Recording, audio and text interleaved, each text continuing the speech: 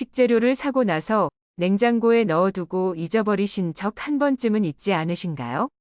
저도 남은 식재료는 냉장고에 넣어 보관하다 보니 가끔 유통기한이 훌쩍 지나버린 식재료를 냉장고 안에서 찾곤 합니다. 그런데 이렇게 식재료를 냉장고에 보관하는 습관이 건강을 크게 해칠 수 있다는 사실 알고 계셨나요? 오늘은 냉장고에 보관했을 때 좋은 음식과 나쁜 음식에 대해 함께 알아보도록 하겠습니다. 첫 번째는 감자입니다. 포슬포슬 부드러운 식감과 담백한 맛이 일품인 감자. 그러나 감자가 보기보다 보관이 까다로운 식품 중 하나라고 하는데요. 감자를 4도 이하의 냉장 온도에서 보관하면 환원당이 증가하는데 환원당이 고온에 노출되면 감자의 아스파라긴이라는 성분과 결합해 아크릴아마이드라는 물질을 만들어냅니다. 아크릴아마이드는 국제암연구소에서 지정한 인체 발암 추적 물질로서 감자처럼 고탄수화물 식품을 120도 이상의 온도로 장시간 가열할 때 자연적으로 생성되는 유해물질입니다. 감자칩이나 감자튀김처럼 튀기거나 굽는 등 조리 온도가 높을수록 혹은 시간이 길수록 더 많이 생성되는데 연구 결과에 의하면 동물과 사람의 신경계통의 독성을 나타내며 유전자 변형과 의종양, 신경독성, 신장 및 간독성 등을 유발하는 것으로 알려져 있습니다. 때문에 감자를 보다 안전하게 섭취하기 위해선 냉장고나 추운 베란다는 피하고 햇볕이 들지 않으면서도 섭씨 8도 이상인 서늘한 곳에 보관하는 것이 가장 좋습니다. 두 번째는 토마토입니다. 토마토는 익으면 익을수록 그 본연의 맛을 내는데 냉장고의 차가운 온도는 토마토가 맛있게 익는 것을 막아버립니다. 냉장고의 찬 공기가 토마토 속 수분을 감소시키는 원인이 되어 표면이 쭈글쭈글해지면서 당도가 떨어지고 질감까지 변형시킵니다. 가급적이면 토마토는 햇볕이 없는 15도에서 25도 사이의 서늘한 곳에 실온 보관하는 것이 좋습니다.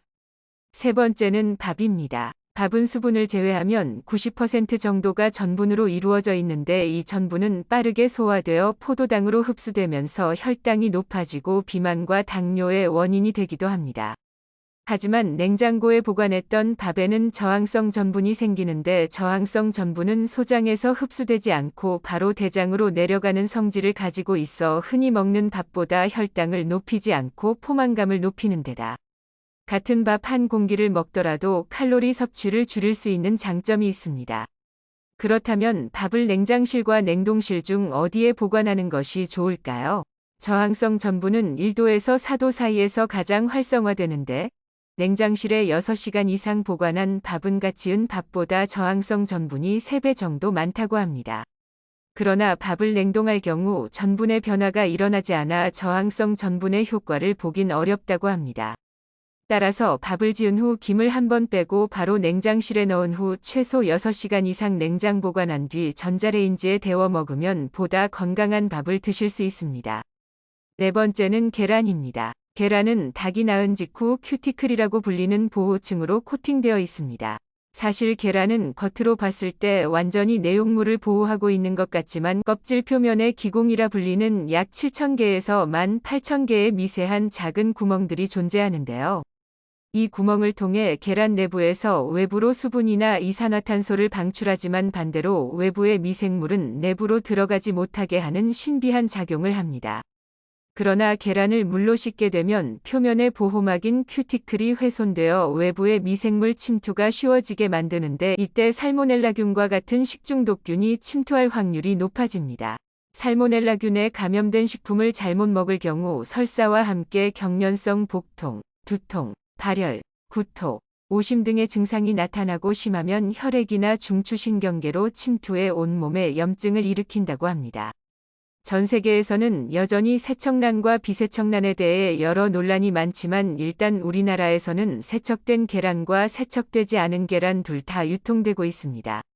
때문에 마트에서 계란을 구매할 때는 세척란인지 아닌지를 잘 구분하시고 만약 세척란이라면 반드시 냉장 보관하는 것이 좋습니다. 구매한 계란이 잘 구분이 되지 않더라도 냉장 보관을 하는 편이 안전한데 연구에 따르면 계란의 표면이나 내부가 살모넬라균으로 오염된 경우 실온에서 약 3주 후에 위험한 수준에 도달하지만 계란을 냉장 보관하면 6주 후에도 박테리아가 거의 자라지 않는다고 합니다. 따라서 달걀은 되도록 냉장 보관을 하되 이때 보관통에 따로 담아 냉장고 하단에 보관하는 것이 다른 식재료의 오염을 막으면서 보다 신선하게 보관할 수 있습니다. 다섯 번째는 생닭입니다. 가끔 몸보신을 하기 위해 생닭을 구매해서 요리에 드시는 분들이 많으신데요. 그러나 몸보신을 위해 구매한 생닭이 자칫 큰 병을 일으킬 수 있다고 합니다. 가정에서 생닭으로 요리를 할 때 주의해야 하는 것이 바로 캠필로박터라는 균인데요. 캠필로박터는 동물, 가축, 조류의 의장에 존재하는 식중독균 중 하나로 인체에 감염되면 발열과 권태감, 두통, 근육통 등과 함께 구토와 복통, 설사 등의 증상이 나타납니다. 캠필로박터균의 감염은 주로 고기를 완전히 익히지 않거나 생으로 섭취할 때 감염될 확률이 높기 때문에 요리를 할 때 완전히 익혀서 먹는다면 균에 감염되는 일이 발생하지는 않습니다. 하지만 문제는 생닭이 아니라 생닭 근처에 있던 다른 식재료들인데요. 생닭을 씻다가 물이 튀어 나도 모르게 다른 식재료를 오염시키거나 생닭을 만진 손으로 다른 식재료를 만질 때 또는 손질하던 주방기구로 인한 교차 감염이 일어날 수 있으며 특히 냉장고에 보관할 때 생으로 먹는 과일이나 채소 등에 닿아서 캠필로박터균에 오염되는 일이 발생하게 됩니다. 캠필로박터균은 생닭을 씻은 물 한 방울로도 감염될 수 있을 만큼 아주 적은 양에도 감염되기 때문에 각별히 주의가 필요합니다. 때문에 생닭을 냉장고에 보관할 때는 핏물이 나오지 않도록 밀폐용기에 잘 담아 냉장고 맨 아래 칸에 보관하는 것이 가장 좋습니다. 여섯 번째는 참기름, 들기름입니다. 불포화 지방산이 많은 식물성 기름은 공기나 빛, 열에 오랫동안 노출되면 변질되기 때문에 보관 방법이 중요합니다. 볶은 참깨를 압착해 짜낸 참기름에는 산패를 막아주는 리그난이라는 성분이 풍부하여 그늘진 곳에 상온 보관하면 최대 2년까지 두고 먹을 수 있는데요. 참기름을 오히려 냉장 보관을 하게 되면 침전물이 굳게 되는 동결 현상이 발생하면서 고소한 맛과 향이 떨어질 수 있기 때문에 실온 보관하는 것이 좋습니다.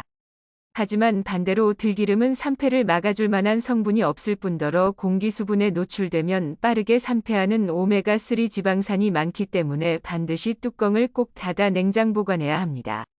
들기름은 빛과 열에 민감하기 때문에 병을 신문지 등으로 감싸 빛을 차단하고 개봉한 뒤에는 한 달 이내에 사용하는 것이 가장 좋습니다. 또한 들기름과 참기름을 8:2 비율로 섞으면 리그난 성분이 더해져 영양소도 더 풍부해지면서 보관 기간도 2배로 늘릴 수 있다고 하니 이러한 방법을 이용하는 것도 좋은 방법이 되겠습니다. 일곱 번째는 견과류입니다. 견과류가 건강에 좋다고 알려지면서 많은 분들이 꾸준히 챙겨 먹기도 하는데요. 그러나 견과류를 자칫 잘못 보관했다가 큰 낭패를 볼 수 있다고 합니다.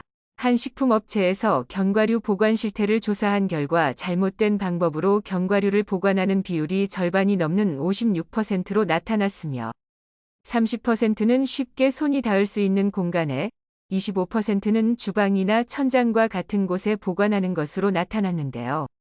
견과류를 실내에 보관하게 되면 아플라톡신이라는 강력한 독성이 생길 수 있는데 이는 국제암연구소에서 지정한 1급 발암물질로서 간경변, 간의 출혈괴사 등과 함께 간의 암을 일으키는 것으로 알려져 있어 각별한 주의가 필요합니다.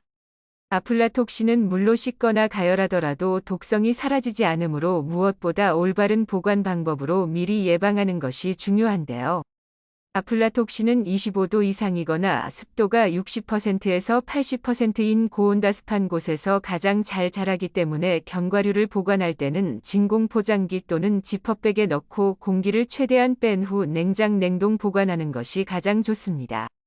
지금까지 냉장고에 보관했을 때 좋은 음식과 나쁜 음식에 대해 함께 알아보도록 하겠습니다. 오늘 영상 내용도 도움이 되셨다면 좋아요와 구독 부탁드립니다.